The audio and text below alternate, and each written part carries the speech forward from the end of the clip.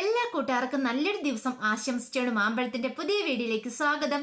ആദ്യമായിട്ട് കാണുന്നവരാണെങ്കിൽ ചാനൽ ഇഷ്ടപ്പെട്ട ഒന്ന് സബ്സ്ക്രൈബ് ചെയ്യാൻ മറക്കരുതേ. അതോടൊപ്പം തന്നെ കണ്ടുകൊണ്ടിരിക്കുന്ന എല്ലാവരുടെ സപ്പോർട്ടിലായിരിക്കും തുടർന്നും പ്രതീക്ഷിച്ചുകൊണ്ട് നമുക്ക് നേരെ ഗീതുവിന്റെ ഗോവിന്ദന്റെ ഒക്കെ ഇന്നത്തെ ഒരു അടിപൊളി വിശേഷത്തിലേക്ക് അങ്ങോട്ട് പോയാലോ.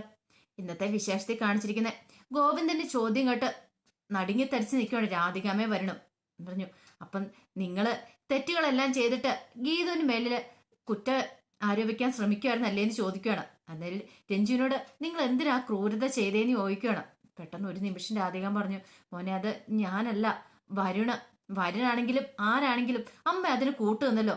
അമ്മയ്ക്ക് നാണമില്ല ഈ ക്രൂരത ചെയ്യാനെന്ന് ചോദിക്കുകയാണ്. എനിക്കറിയാം നിങ്ങൾ എന്തിനാ അത് ചെയ്തേന്ന്. ഇത് കേട്ടതും എന്തും മറുപടി പറയാനും നടത്തില്ലാതെ കണ്ണി നോക്കി നിൽക്കുകയാണ് വരുണും രാധികാമേ. പെട്ടെന്ന് ഗോവിന്ദ് പറഞ്ഞു, എന്നോടുള്ള ഇഷ്ടം കൊണ്ടല്ലേ അങ്ങനെ ചെയ്തത്. എന്റെ സ്നേഹം പകുത്തു പോകുന്ന ഇഷ്ടപ്പെടുന്നില്ല. ഈ കുടുംബത്തോടുള്ള എന്റെ സ്നേഹം കുറയോന്നും ഭയന്നിട്ടല്ലേ എന്ന് ചോദിക്കുകയാണ്. അപ്പോഴാണ് ശരിക്കും പറഞ്ഞ രാധികാമ്മയുടെ വരുണിന്റെ ശ്വാസം ഒന്ന് നേരെ വീണത്.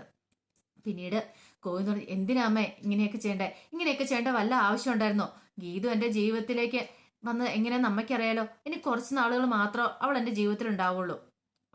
അവളുടെ കാലാവധി കഴിയുമ്പം അവൾ പോവും. പിന്നീട് രഞ്ജുവിന് നല്ലൊരു ഫ്രണ്ട് മാത്രമാണ്. അവള് ജീവിതത്തിലേക്ക് വന്നെങ്കിലും ആരോടും പറയാതെ തന്നെ അവളുടെ ജീവിതത്തിൽ നിന്ന് പൊക്കോളും. അവളുടെ ആയുസ് എണ്ണപ്പെട്ട് കഴിഞ്ഞാൽ പിന്നെ അമ്മയ്ക്ക് ആരോടായി ശത്രുത പുലർത്തുന്നേ? ദൈവത്തെ ഓർത്ത് അവരെ രണ്ടുപേരും ഉപദ്രവിക്കരുത്. അവർ രണ്ടുപേരും എനിക്ക് വേണ്ടപ്പെട്ടവരാണ് എന്നും പറഞ്ഞ് ഗോവിന്ദ് അങ്ങോട്ട് പോവാണ്. പോയി കഴിഞ്ഞപ്പോഴത്തേന് ശ്വാസം വലിച്ചു വിടുക. രാധികാമ്മയും വരണം. ഇത്ര സമയം മുൾമുനയിലാ നിന്നെ. എന്ത് സംഭവിക്കാന്നൊരവസ്ഥയിലായിരുന്നു. ഭാഗ്യത്തിന് രക്ഷപ്പെട്ടു. പിന്നീട് കാണിക്കുന്ന കിഷോർ വീട്ടിലേക്ക് വരുവാണ്. കിഷോർ പാതിരാത്രി വരുന്നേ. വന്ന സമയത്ത് കിഷോറിന്റെ അമ്മയും പെങ്ങളും അവിടെ ഉണ്ടായിരുന്നു. അപ്പൊ കിഷോർ വന്ന് കിഷോറിന് ഫുഡൊക്കെ എടുത്തു കൊടുത്തപ്പം കിഷോറിന്റെ അമ്മ ചോദിച്ചു, എടാ നീ എന്താണ് ഇത്രയും വൈകിയത്? നീ ഈ പാതിരാത്രി വരെ എന്തെടുക്കുമായിരുന്നു ചോദിക്കുകയാണ്. അതല്ലമ്മ എനിക്ക് ജോലി ഉണ്ടായിരുന്നു. അപ്പൊ ശ്രീജ പറഞ്ഞു, ഏട്ടൻ എന്ത് പറഞ്ഞാലും ഒരു ജോലി അല്ല, ഏട്ടത്തി ഇവിടെ നോക്കിയിരിക്കുന്നുണ്ടെന്ന് ഒരു വിചാരമെങ്കിലും ഏട്ടനുണ്ടോന്ന് ചോദിക്കുകയാണ്. അതിപ്പോ എന്തിനാ അവള് നോക്കിയിരിക്കുന്നേ? കിഷോറിന്റെ അമ്മ പറഞ്ഞു, എടാ അവള് പ്രഗ്നന്റ് അല്ലേ, അവൾക്ക് അവളുടേതായ ഇഷ്ടങ്ങളൊക്കെ കാണുമല്ലേ, വ്യാക്കുണമൊക്കെ കാണുമല്ലേ, അതൊക്കെ സാധിച്ചു കൊടുക്കണ്ടേന്ന് ചോദിക്കുക. അതിനല്ലേ അമ്മയൊക്കെ ഇവിടെ ഉള്ളത്. എന്ത് വേണമെങ്കിലും അവൾക്ക് അമ്മയൊക്കെ ഉണ്ടാക്കി കൊടുക്കുന്നില്ലേ? പിന്നെ എന്റെ ആവശ്യം എന്നാന്ന് ചോദിക്കുകയാണ്. ഇത് കേട്ടപ്പോൾ ശ്രീജ പറഞ്ഞു, ഈയിടെയായിട്ട് ഞാൻ ഏട്ടനെ ശ്രദ്ധിക്കുന്നുണ്ട്. ഏട്ടൻ ഇപ്പൊ ഒരു അയഞ്ഞ മട്ടാണ്. ഏട്ടത്തിയോട് ഒരു താല്പര്യമില്ല. എന്താ പറ്റിയതേട്ടാ? എന്താ കാരണം എന്ന് ചോദിക്കുകയാണ്. എനിക്ക് ഒരു കാരണവും ഒന്നും പറ്റിയിട്ടില്ല. ദൈവത്തെ ഓർത്ത് നിങ്ങളുടെ ഈ ചോദ്യം ചെയ്യലൊന്ന് നിർത്താവോ? ഒന്ന് ആഹാരം കഴിക്കാന്നോർത്തിരുന്ന അതിന് സമ്മതിക്കില്ല എന്ന് പറയണം. ഈ സമയത്ത് അങ്ങോട്ട് അവർണയെ കടന്നു വരുന്നേ. അവർണയെ വന്നപ്പോഴത്തേനും കിഷോർ ചോദിച്ചു, അല്ല നീ ഫുഡ് കഴിച്ചോന്ന് ചോദിക്കണം. ഞാൻ ഫുഡ് കഴിക്കോ കഴിക്കാതിരിക്കോ എന്തേലൊക്കെ ആയിക്കോട്ടെ, അതവിടെ നിൽക്കട്ടെ. എനിക്കൊരു കാര്യം ചോദിക്കാണെന്ന് പറയും. എന്താ ചോദിക്കാനുള്ളേ? അല്ല, കിച്ചുവിന്റെ പോക്കറ്റിനകത്തുനിന്ന് ഈ ഹോട്ടൽ ബില്ല് കിട്ടി. അല്ല, ഞാൻ അറിയാത്ത വേറെ ഏത് ഭാര്യയും കൊണ്ടാ കിച്ചു പോയി ഹോട്ടലിൽ പോയി റൂം എടുത്തെന്ന് ചോദിക്കണം. ഇത് കേട്ടതും കിഷോർ ഒന്ന് ഞെട്ടി. കിഷോർ പറഞ്ഞു, അതൊക്കെ നമുക്ക് പിന്നീട് സംസാരിക്കാം. അതെ, മുറിയിലേക്ക് വാന്ന് പറയണം. പെട്ടെന്ന് എഴുന്നേറ്റ് പോയി കൈ കഴുകാണ്. അവർണയെ പറഞ്ഞു, മുറിയിലേക്കൊന്നും വരുന്നില്ല. എനിക്ക് ഈ സമയത്ത് തന്നെ അറിയേണ്ട കാര്യം അത്. ഇവിടെ വെച്ച് എന്നെ കൂടെ പറഞ്ഞാൽ മതി. നിങ്ങളുടെ അമ്മയും പെങ്ങളല്ലേ ഇവിടെ ഉള്ളത്. പിന്നെ നിങ്ങൾ ആരെയാ ഭയക്കുന്നേ? അങ്ങ് പറയണം. അതെ, അതൊക്കെ പിന്നീട് പറയാന്ന് പറഞ്ഞില്ലേ. കൂടുതൽ ചോദ്യം ചെയ്യാനൊന്നും വരണ്ടെന്ന് പറയണം. എനിക്കറിയണം. ഇത് കേട്ടപ്പോഴത്തേനും കിഷോറിന്റെ അമ്മ പറഞ്ഞു, എന്തൊക്കെയാടാ കേൾക്കണേ? എന്താ അവർണയെ പറഞ്ഞത്? നീ എന്താ ഏത് പെണ്ണുമായിട്ട് പോയി റൂം എടുത്തേന്ന് ചോദിക്കുവാണ്. പെട്ടെന്ന് കിഷോർ പറഞ്ഞതേ, എന്നെ കൂടുതൽ ചോദ്യം ചെയ്യാനൊന്നും ആരും വരണ്ടെന്ന് പറയണം. അവർണയെ പറഞ്ഞു, എനിക്കറിയണം. ഞാൻ അറിയത്തില്ലാതെ ഇങ്ങനെയൊക്കെ സംഭവിച്ച എന്താന്ന്, ഏത് പെണ്ണിന്റെ കൂടെയാ പോയെന്നുള്ളത് എനിക്ക് പറയാൻ മനസ്സില്ല. കല്യാണം കഴിഞ്ഞപ്പോ തുടങ്ങിയത് അവളുടെ ഒരു സംശയരോഗം. നിനക്ക് അത്ര സംശയമാണ്, ഒരു കാര്യം ചെയ്യാൻ നീയെ ഡിവോഴ്സ് തന്നിട്ട് പോയ എങ്ങോട്ടേലും. മനുഷ്യന് സമാധാനം കളയാൻ വന്നേക്കുന്നു എന്ന് പറഞ്ഞിട്ട് കിഷോർ അങ്ങോട്ട് അകത്തേക്ക് കയറി പോവാണ്. അവർണയ്ക്ക് സഹിച്ചില്ല. അവർണ ഇങ്ങനെ സമതല തെറ്റിയ പോലെ നിൽക്കുകയാണ്.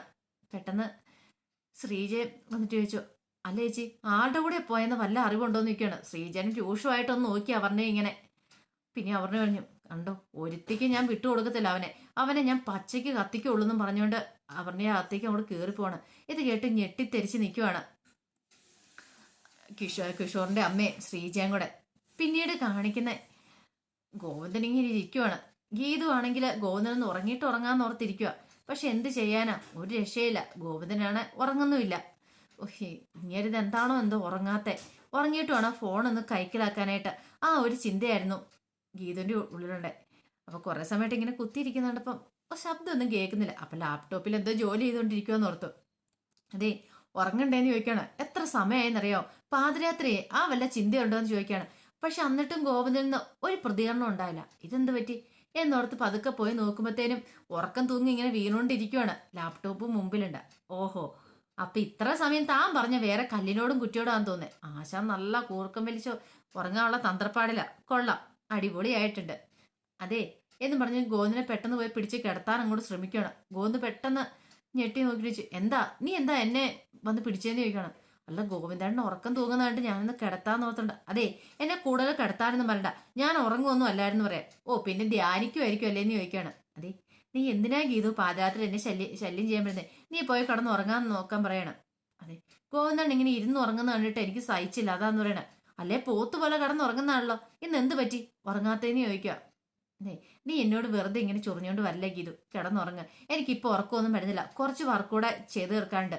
കൂടിപ്പോയിട്ടുണ്ട് 2-3 മണിക്കൂറോടെ പിടിക്കും. അത് കഴിഞ്ഞിട്ട് ഞാൻ ഉറങ്ങുന്നോളെന്ന് പറയാം. എന്റെ പൊന്നെ, ഉള്ള പ്രതീക്ഷകളെല്ലാം പോയി.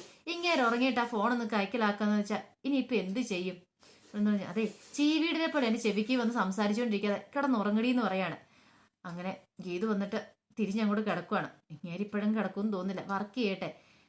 പിന്നീട് കാണിക്കുന്ന കിഷോർ മുറിയിലേക്ക് വന്നിട്ട് ഇങ്ങനെ ആലോചിച്ചുകൊണ്ടിരിക്കുക.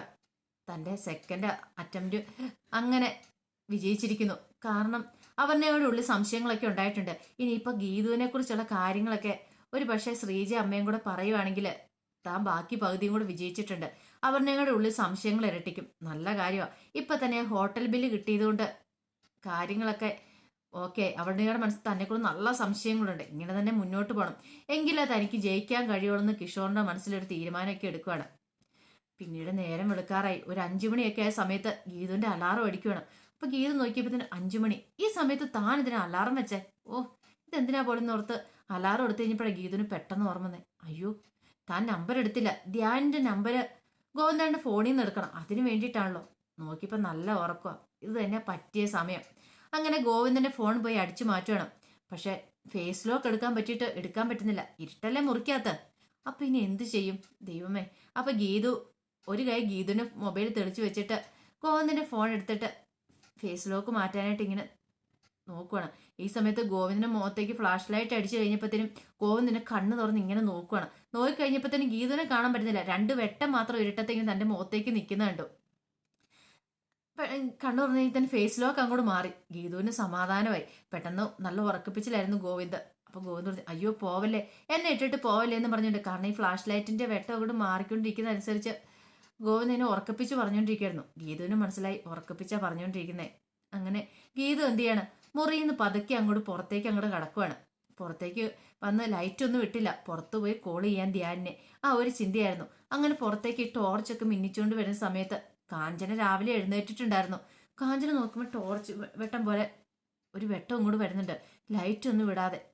അങ്ങനെ നോക്കിയപ്പോൾ അതിന്റെ പുറയിൽ ഒരു രൂപം കൂടെ കാണുന്നുണ്ട്. കാഞ്ചനയ്ക്ക് ഇരുട്ടിന്റെ ഇതിൽ പെട്ടെന്ന് ഒരു ബോധം ഉണ്ടായില്ല. കാഞ്ചന ഞെട്ടി വിളിച്ചോണ്ട് ബോധം കെട്ട് വീഴുവാണ്. ഇത് കണ്ടത് ഗീതു ഓടി വന്ന് കാഞ്ചനക്കാന്ന് പറഞ്ഞ് ലൈറ്റ് ഇട്ടിട്ട് വിളിക്കുന്നുണ്ട്. എവിടെന്ന്? കാഞ്ചനയ്ക്ക് ഒരു കുലക്കോ ഇല്ല. ആ രൂപം കണ്ട് ഞെട്ടിത്തെറിച്ച് കാഞ്ചന നിലത്ത് വീണതാണ്. പിന്നീട് കാണിക്കുന്ന ഫോണിനകത്ത് നമ്പർ എടുത്തിട്ട് ഗീതു ധ്യാനിനെ വിളിക്കുകയാണ്. പിന്നെ ധ്യാനിനെ വിളിച്ചിട്ട് ഹലോ ആരാന്ന് ചോദിച്ചു. പറഞ്ഞു, ഞാൻ ഗോവിന്ദന്റെ വൈഫാ ഗീതുവാന്ന് പറയണ. അല്ല എന്ത് പറ്റി? രഞ്ജുവിന് എന്തേലും? അങ്ങനെ ഭയങ്കര ടെൻഷനായിരുന്നു ധ്യാനിന്. രഞ്ജുവിന് കുഴപ്പമൊന്നുമില്ല. അല്ല പിന്നെന്താണ് ഇപ്പോൾ നിങ്ങൾ എന്നെ വിളിച്ചേ? അല്ല അവൾക്ക് കുഴപ്പമൊന്നുമില്ല, ഇനിയിപ്പം ഉടനെ തന്നെ അവളെ വാർഡിലേക്ക് മാറ്റും. അതൊക്കെ എന്നോട് ഗോവിന്ദേട്ടൻ വിളിച്ച് പറഞ്ഞിട്ടുണ്ടായിരുന്നു. ആ കാര്യങ്ങളൊക്കെ ഞാൻ അറിഞ്ഞ. എന്നാലും എൻ്റെ രഞ്ജുവിന് ഞാൻ അവളെ എത്രമാത്രം സ്നേഹിച്ചിരുന്നറിയാവോ? പക്ഷെ ഗീതു അപ്പോൾ നമ്പർ ഇട്ട് കൊടുക്കുകയാണ്. ഗീതു പറഞ്ഞു, എനിക്കറിയാം നിങ്ങൾ എത്രമാത്രം അവളെ സ്നേഹിച്ചിരുന്നൊക്കെയുള്ളേ. എനിക്കറിയാം. അതുകൊണ്ടാണ് ഞാനിപ്പോൾ വിളിച്ചത്. ഒരു കാര്യം ചെയ്യുക, അവളെ കാണാനായിട്ട് ഇങ്ങോട്ടൊന്ന് വരാൻ പറയാണ്. ഇത് കേട്ടതും ധ്യാൻ പറഞ്ഞു, അതൊന്നും പറ്റില്ല, അത് നടക്കുന്ന കാര്യമല്ല. എന്നോട് വിജയലക്ഷ്മി മാഡം വിളിച്ചു പറഞ്ഞിട്ടുണ്ടായിരുന്നു, ഇതിനെക്കുറിച്ചൊക്കെ സംസാരിച്ചിട്ടുണ്ടായിരുന്നു. പക്ഷെ എനിക്കിപ്പോൾ അങ്ങോട്ട് വരാൻ പറ്റില്ലെന്ന് പറയണം. പക്ഷെ ഗീതുവിന് അപ്പോഴും അറിയത്തില്ല അവർ തമ്മിലുള്ള ബന്ധം എന്താന്നുള്ളത്. പക്ഷെ ബന്ധം അറിയണമല്ലോ, അതിനു വേണ്ടിയിട്ടാണല്ലോ കോള് വിളിച്ചത്. പിന്നെ അങ്ങനെ സംസാരിച്ചുകൊണ്ടിരിക്കുന്നതിനിടയ്ക്ക് രഞ്ജുവിനെ കുറിച്ചുള്ള സത്യങ്ങൾ ഗീതു ചോദിക്കുകയാണ്. അല്ല ധ്യാൻ്റെ ആരാ രഞ്ജു? അത് ഗോവിന്ദ് സാറ് പറഞ്ഞിട്ടില്ലേ എന്ന് ചോദിക്കണേ. ഇല്ല, എന്നോട് പറഞ്ഞിട്ടില്ല. എൻ്റെ എല്ലാമായിരുന്നു അവള്. ഇപ്പോഴും അങ്ങനെ തന്നെയാണ്. ഞാനും രഞ്ജുവും തമ്മിൽ വിവാഹം കഴിക്കാൻ വരെ ആഗ്രഹിച്ചിരുന്നു. ആഗ്രഹിക്കുക മാത്രമല്ല തീരുമാനിച്ചിരുന്നു പറയാണ്. പെട്ടെന്ന് ഗീതുവിൽ ഒരു സന്തോഷം ഉണ്ടായി. ദൈവമേ, താനീ കേട്ട നേരാണോ? പക്ഷേ അവൾക്ക് ഈ അസുഖമാണെന്ന് അറിഞ്ഞു കഴിഞ്ഞപ്പം അവളുടെ അമ്മയെ ഡോക്ടർ എന്നെ നിന്ന് ഒഴിവാക്കിയത്. ഒരു കാരണവശാലും അവൾക്ക് വിവാഹ ജീവിതം പാടില്ല, അത് അവളുടെ ജീവനെ അപകടപ്പെടുത്തും. അതുകൊണ്ട് ഈ വിവാഹം തന്നെ വേണ്ടെന്ന് വെച്ചാൽ അവളിൽ നിന്ന് ഓടി അകലാൻ വേണ്ടിയിട്ടാ ഞാൻ ഇങ്ങോട്ട് ഈ കാനഡയ്ക്ക് വന്നത് തന്നെ. അറിയാവുന്ന ചോദിക്കുകയാണ്. ഗീതുവിന്റെ സന്തോഷം കൊണ്ടൊന്ന് തുള്ളിച്ചാടാൻ തോന്നി. കാരണം ഞാൻ ഗോവിന്ദേട്ടന്റെ പ്രണയിനിയാന്നൊക്കെ ഓർത്തിരുന്നാണ് രഞ്ജു. പക്ഷെ അങ്ങനെയൊന്നും അല്ല, ഗോവിന്ദേട്ടന്റെ ഫ്രണ്ട് മാത്രമാണ് രഞ്ജു. വെറുതെ താനെ തെറ്റിദ്ധരിച്ചു. പാവം ഗോവിന്ദേട്ടൻ. ആ ഒരു ചിന്ത ഉണ്ടാക്കി കഴിയുമ്പോഴത്തേനും ഗീതുവിന് സന്തോഷം ഉണ്ടാകുന്നുണ്ട്. ഗീതു കുറെ സമയത്തിന് മിണ്ടിയില്ല. അപ്പൊ അങ്ങേ തലയ്ക്കൊന്ന് ധ്യാനം ചോദിച്ചു, എന്ത് പറ്റി, എന്താ ഒന്നും മിണ്ടാത്തേന്ന് ചോദിക്കണേ. ഒന്നുമില്ലാന്ന് പറയണം. ഗീതു പറഞ്ഞതേ, ധ്യാൻ ഒരു തവണ ഇങ്ങോട്ട് വരുവോ? എനിക്ക് അങ്ങനെ വരാൻ പറ്റില്ല. അങ്ങനെ ഇടപെടിന്ന് വരാൻ പറ്റുന്ന സ്ഥലമല്ലല്ലോ ഞാൻ ഇവിടെ. ഓടി വരാൻ പറ്റില്ലോ എന്ന് പറയണം. ഓടി വരണമെന്ന് ഞാൻ പറയുന്നില്ല, എങ്കിലും വന്ന് രഞ്ജുവിന്റെ അടുത്തുനിന്ന് വരണം. ഒന്ന് വരുവല്ലേന്ന് ചോദിക്കണം. ഞാനൊന്ന് ആലോചിക്കട്ടെ, ടിക്കറ്റ് കിട്ടുമോന്ന് നോക്കട്ടെ എന്ന് പറയണം. പിന്നെ ഒരു കാര്യമുണ്ട്, വരുന്ന കാര്യം ആരോടും പറയരുത്. ഞാൻ ഈ വിളിച്ച കാര്യം ആരും അറിയരുത്. ഇനി വന്നു കഴിയുമ്പോൾ എൻ്റെ ഈ നമ്പറിലേക്ക് വിളിച്ചാൽ മതി എന്ന് പറയണം. ശരിയെന്നും പറഞ്ഞ് ധ്യാൻ ഫോൺ വെക്കുക. രഞ്ജുവിന് എന്തെന്നില്ലാത്ത സന്തോഷമായിരുന്നു. രഞ്ജുവിനല്ല, സോറി, ഗീതുവിന് എന്തെന്നില്ലാത്ത സന്തോഷമായിരുന്നു. പിന്നീട് കാണിക്കുന്ന അപർണയെ വിളിച്ചിട്ട് അപർണയെ കാണാനായിട്ട് ഗീതു വന്ന് നിൽക്കുവാണ്. അപ്പൊ ഗീതുവിന്റെ അടുത്തേക്ക് അപർണയെ ഇങ്ങോട്ട് വരുവാണ്. ആ വിശേഷങ്ങളൊക്കെ ഇന്ന് കണ്ടത്. ഇതിന്റെ ബാക്കി വിശേഷങ്ങളായിട്ട് വൈകുന്നേരത്തെ പ്രമോയി വരാട്ടോ. അപ്പൊ കാണണ്ടേ ഇനി അപർണയെ വന്നിട്ട് എന്താ പറയാന്നൊക്കെ നമുക്ക് അറിയണ്ടേ. അപ്പൊ എല്ലാവർക്കും ഒരിക്കൽ കൂടി നല്ലൊരു ദിവസം ആശംസിച്ചു നിർത്തുന്നു. നന്ദി.